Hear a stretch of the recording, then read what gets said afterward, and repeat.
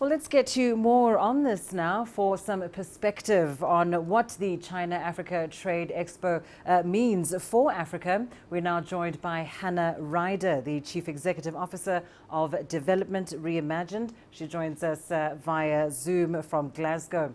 Welcome to the program, Hannah. African countries are, of course, hoping to reap big benefits from the expo. Tell us a little bit about some of the African products that are being showcased at the exhibition. Thank you. Well, Africa, of course, as you know, represents less than 4% of global trade. So any expo like this, which really provides an opportunity to showcase what African countries can do in terms of trade, is an important one and a good one. As you mentioned, there are a number of countries who have special exhibition halls who have been invited, and also a number of businesses, including my own, for example. We have a flagship called Africa Reimagined, where we are showcasing a number of products. In many of the booths, you will find gems, agricultural products, semi-processed, things like shea butter, but you will also find fashion products. In our booth, for instance, you'll find a number of fashion products, furniture products. It's important to remember that African countries are not just sources of raw materials, but they also have processed outputs, manufacturing outputs, and this is increasingly, we're hoping, is the focus of this expo.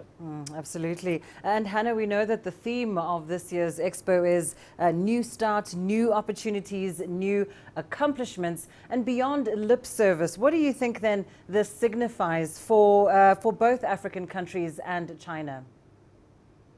So from an African perspective, of course, coming right now, this is, trade and investment are very much part of COVID-19 economic recovery. We know that African economies are suffering significantly, not only from COVID itself, but also from lack of access to vaccines. And so as a result, any opportunity to, for example, earn a new revenue through more trade with new partners such as China is going to be very important. Not only that, there is the African Continental Free Trade Area, and so that should also provide more opportunities for made in Africa products to enter other markets, including China. So this is why New Start, New Opportunity is a good theme. For China, I think this expo represents, and engaging with Africa more deeply on trade represents an opportunity to diversify sources of imports, to avoid reliance just on one particular region or types of products as well. And it also represents an opportunity to be looking at and trying to envision and have a vision for the relocation of low-cost manufacturing, labor-intensive manufacturing to lower-cost locations such as African countries. So it's significant for both sides, which is why that theme is an important one.